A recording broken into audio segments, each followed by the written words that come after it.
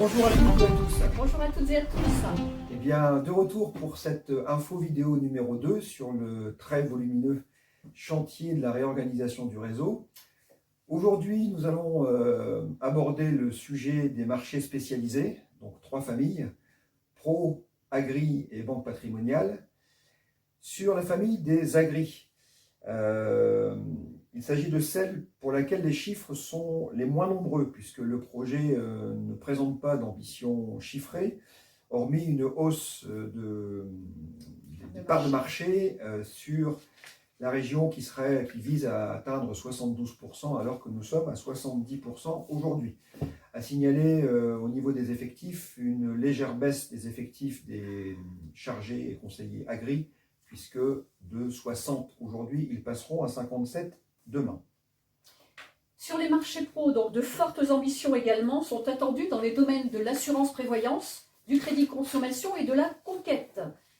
Les points marquants qui s'annoncent, une seule appellation métier, celle de chargé, avec 3 niveaux, junior niveau 9, senior niveau 10, expert niveau 11. Pour le niveau junior, évolution possible de 9 vers 10 après 12 à 24 mois d'activité dans le métier, sous 3 conditions: critères de performance non définis aujourd'hui, la validation managériale et les acquis techniques. Il n'y a pas de systématisation de l'évolution. Sur la conquête, donc les ambitions, il y a un point commun pour la banque privée et pour la partie pro, c'est le gros effort des effectifs qui est porté sur la région de la métropole lilloise.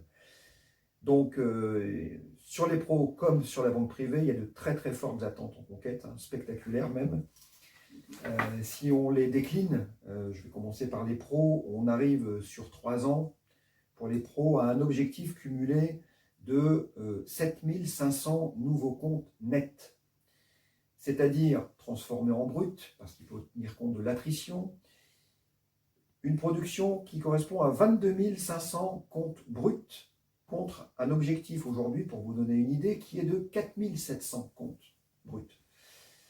Donc, vous voyez un petit peu la différence, ça représente quand même une augmentation, une accélération de plus 60% en moyenne par an sur la durée de tempo. Sur la banque privée, dire aussi que l'ambition sur la région lilloise est de prendre des parts de marché en augmentation de 18%, extrêmement élevé. Les régions qui suivent, qui sont également suivies, sont la région Flandre avec plus 10% et le Valenciennois-Douaisis avec plus 8,5%. Donc là aussi, gros accent sur la métropole lilloise. Les chiffres sont extrêmement élevés aussi, puisque là, nous attendons l'ouverture de 3033 comptes nets. Alors en termes de rythme, par salarié de la banque privée, ça représente 27 ouvertures de comptes annuelles en moyenne, c'est-à-dire un rythme de 3 comptes nouveaux haut de gamme, je précise, ce n'est pas des ouvertures faciles. Donc 3 comptes nouveaux haut de gamme toutes les 5 semaines en termes de rythme. Là-dessus, la direction, aussi bien sur les pros que sur la banque privée, a misé sur la création de middle office. Donc c'est un peu comme ça qu'elle justifie les hausses très marquées des objectifs. Je pense. Je continue par le référentiel d'activité pro, oui, effectivement. Alors, il y a, en plus de ces atteintes collectives, un référentiel d'activité qui lui aussi a changé. Donc, nous n'avons pas celui de la banque privée, ni des conseillers, ni des agris. En ce qui concerne les pros, le rythme de compte à ouvrir a été fixé à 42 comptes par an. Donc, il faut savoir qu'aujourd'hui, ce qui est réalisé par nos collègues conseillers et chargés pro, aujourd'hui, c'est 30 ouvertures de comptes par an, et ce qui est déjà une performance plus qu'honorable. C'est-à-dire que demain, on leur demande quasiment 50% d'augmentation. Le rythme, c'est quasiment un compte à ouvrir pro par jour, sachant qu'on va leur demander aussi d'ouvrir de la qualité. Par semaine, un compte par Excuse-moi, semaine, oui, parce que un par compte jour, par ça semaine. fait- Par jour, au début c'était par jour. Non, c'est un compte par semaine évidemment, mais vous imaginez que, en plus, en demandant de la qualité, personne aujourd'hui ne tient ce rythme sur l'année. Donc, pour justifier cette hausse, la direction générale met en avant la création des middle office. Alors, c'est un point positif, cette création des middle, demandée depuis très longtemps, bien sûr. Mais malheureusement, nous craignons que cette bonne idée de départ ne se transforme en un échec par insuffisance de moyens. Si on regarde de plus près, il y aura un middle par région, sauf pour la métropole lilloise. Là, il y aura 2, un pro et un agri. Et chaque middle sera composé de 3 à 4 gestionnaires de clientèle, qui auront en gestion 5 chargés pro et agri. Ce qui signifie qu'il faudra pour ses collègues de middle maîtriser les 2 métiers, pro et agri. Alors évidemment, nous, ce que nous craignons, c'est que, un peu comme d'habitude, au Crédit Agricole, c'est qu'on est joué petit bras et que selon la vieille pratique au crédit, il faut toujours obtenir le maximum en investissant le minimum.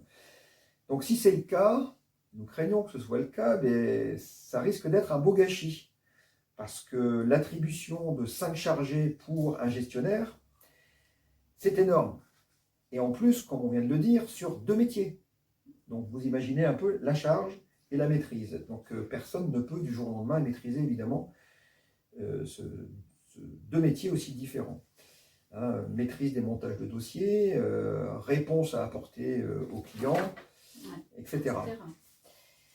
Alors je rappelle qu'il s'agit donc de 38 postes de gestionnaire de clientèle, mais ayons en tête, pour les pros, ayons en tête que ce ne sera pas du back-office, il faut s'enlever ça de la tête, ça ne sera pas du back-office, ce seront bien des middle, car ces collègues auront en plus des objectifs commerciaux sur la partie pro et partent des clients.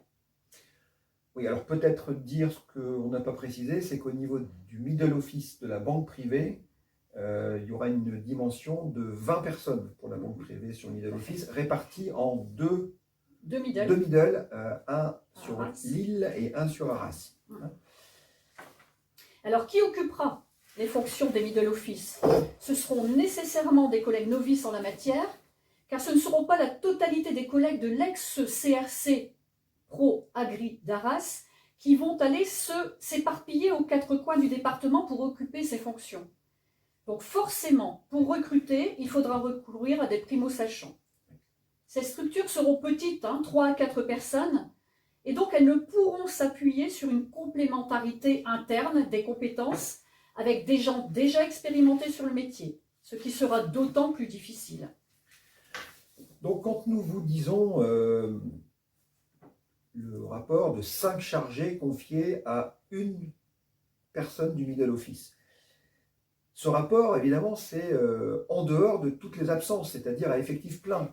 Mais vous imaginez bien que mécaniquement, quand vous aurez des départs en congé, là, ce n'est pas 5 chargés par middle office, par gestionnaire de middle office, ce sera 6 ou 7, parce qu'il faudra bien prendre la part du collègue absent. Donc c'est pourquoi nous sommes très très dubitatifs sur le dimensionnement suffisant de ces structures, qui sont encore une fois très attendues, mais qui, avec cette insuffisance de moyens, risquent de se retrouver en échec, de créer par là même, vous l'imaginez, une pression, y compris sur le manager qui sera en charge de la structure, mais bien sûr aussi sur les collègues qui devront absorber une grosse partie de cette charge, toujours en situation de débutant, comme nous l'avons dit. Voilà un peu ce qu'on pouvait vous dire à ce stade pour les middle office. Ce que nous avons proposé à la direction, c'est plus d'effectifs en middle car ils sont insuffisants par rapport à la charge et une meilleure centralisation des équipes pour favoriser la complémentarité et l'entraide mutuelle entre les collègues et l'absorption des charges également lors des périodes d'absence. La direction n'a pas souhaité retenir ce modèle et veut privilégier la proximité avec les CAF de la région, mais qui selon nous sera une fausse proximité, sauf pour le CAF qui aura dans ses locaux la structure middle. Bien sûr. Pour les autres CAF, il faudra de toute façon travailler par téléphone et par mail indépendamment de la distance kilométrique. Donc nous avons beaucoup échangé sur ces sujets avec des collègues de la filière pro. Nous avons eu également le retour de l'expertise pour confirmer que ces middle office, encore une fois, ils sont une très bonne idée, mais ils risquent de connaître de grosses difficultés de fonctionnement. Et si malheureusement c'est le cas, eh bien, ces difficultés amplifieront la tâche qui est connue aujourd'hui.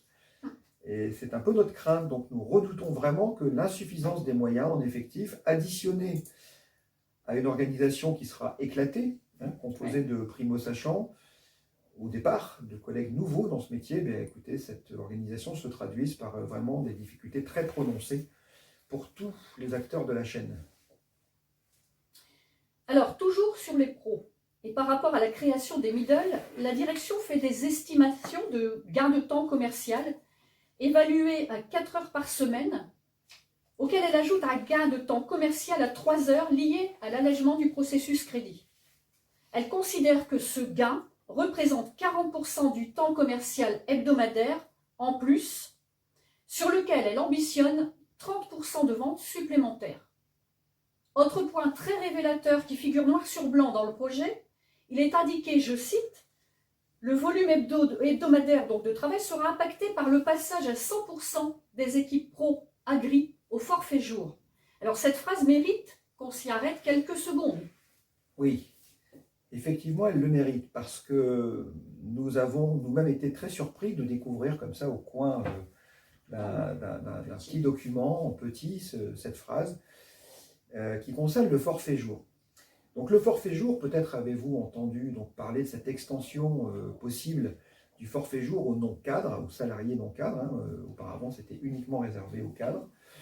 Mais depuis 2018, ça ne l'est plus. Donc il y a eu une extension. Donc c'est une possibilité qui permet à ceux qui sont volontaires, parce qu'il faut être volontaire, de passer au forfait jour et donc de ne plus voir son temps de travail comptabilisé en heures. Ça veut dire quoi? Ça veut dire qu'un quart d'heure de travail, c'est égal à un jour. Tout comme 13 heures de travail, c'est aussi égal à un jour. Vous voyez un peu l'amplitude sur laquelle l'employeur peut vous solliciter. Puisque l'obligation légale qu'il a, c'est de vous accorder un repos de 11 heures. Mais une journée de travail peut potentiellement aller jusqu'à 13 heures. Donc, si le cabinet indique, le cabinet qui a épaulé la direction, l'expert qui a épaulé la direction, s'il indique le volume hebdomadaire de travail sera impacté par le passage à 100% des équipes pro-agri au forfait jour, vous imaginez bien que le cabinet ne vise pas un impact de la durée du travail à la baisse. C'est d'ailleurs ce qui nous a frappé parce qu'en fait, à l'origine, le forfait jour, ça n'a pas une signification d'augmentation du temps de travail. C'est pas ça que ça veut dire. Au départ, le forfait jour, c'est une notion d'autonomie dans son travail.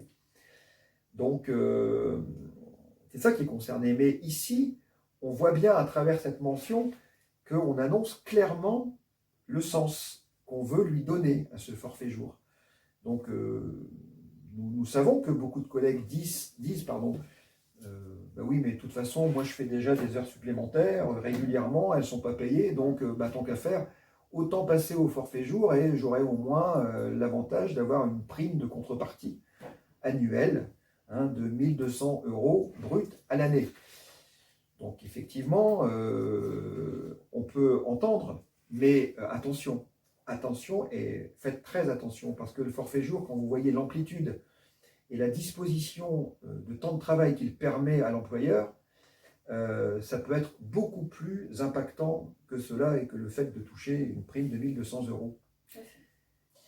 Je rappelle qu'il existe donc un accord national qui indique clairement que le forfait jour repose sur le volontariat. Et le refus de passer au forfait jour ne peut pas faire l'objet de sanctions. Voilà. Écoutez, on va s'arrêter là pour l'instant. Et puis, je pense qu'on a fait le tour de la partie spécialisée, middle, avec les petites particularités qu'on a soulevées. Nous allons faire une troisième et dernière vidéo pour les parties restantes, donc fonction support, conclusion de l'expert et puis quelques recommandations. Voilà, nous vous remercions de votre attention, d'avoir tenu jusque-là. Merci beaucoup, on reste à disposition, hein, on l'a toujours dit, si vous avez besoin d'informations, n'hésitez pas. Voilà. Merci. Merci beaucoup. À bientôt. Et puis à très vite pour la troisième vidéo. Merci.